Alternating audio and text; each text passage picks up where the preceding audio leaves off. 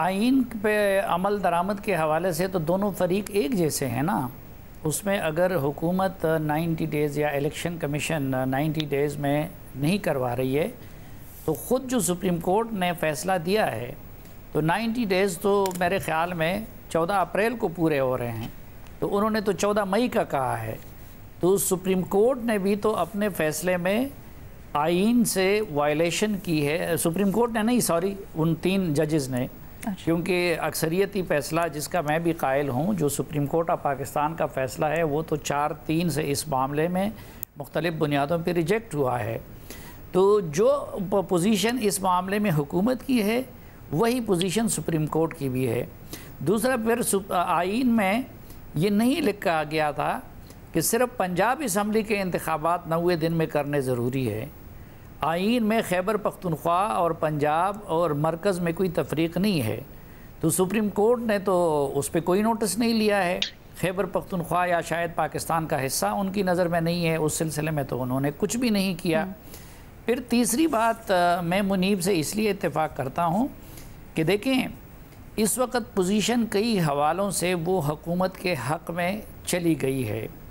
Number 1 یہ کہ حکومت جو بات کر رہی ہے اس میں اس کے ساتھ مختلف الخیال اور مختلف نظریات رکھنے والی جماعتیں وہ مکمل ہم آواز ہے.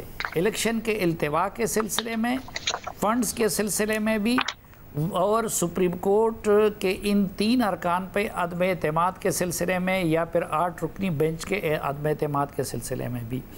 دوسری طرف جو سپریم کورٹ جو صرف 16 افراد پر مشتمل ہے وہ چیف جسٹس صاحب کا ہم نوا نہیں ہے، اور اسی سو موٹو کیس کو 4 معزز جج صاحبان نے مسترد کر دیا ہے. دوسری طرف سپریم کورٹ ادھر ان سے یہ کہہ رہی ہے کہ آپ عمران خان صاحب جیسے بے لچک آدمی کے ساتھ بیٹھ کے اور مذاکرات کرے اور یہ جرگے کرنا اور پنچایت کرنا یہ تو ان کا کام نہیں تھا، یہ تو میرا جرگہ تھا. میں نے اس وقت کہا بھی تھا کہ یار آپ مجھے بے روزگار کرنا چاہتے ہیں، سیاستدانوں کو سامنے بٹھانا، ادھر تو انہوں نے ورڈکٹ دینا تھا.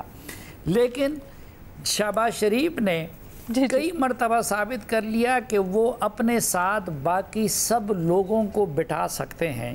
لیکن سپریم کورٹ جو حکومت کا مطالبہ ہے یار فل کورٹ بنا کے فیصلہ کر لے، وہ یہ کام نہیں کر سکے. تو اس لحاظ سے بھی اخلاقی جیت سپریم کورٹ کی ہوئی ہے. پھر ایک اور بات سنیں کہ دیکھیں یہ عمران خان صاحب بڑے ہوشیار آدمی ہیں اور بڑے چال باز بھی ہے.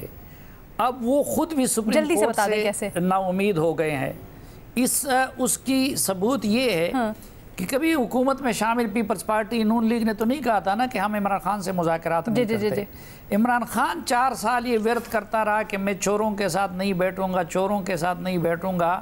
آج جو ہے ان کی ٹیم بالکل ایک لحاظ سے منت ترلا کر کے سپریم کورٹ کی آڑ لے کے حکومتی ٹیم کے پاس مذاکرات کے لیے حکومتی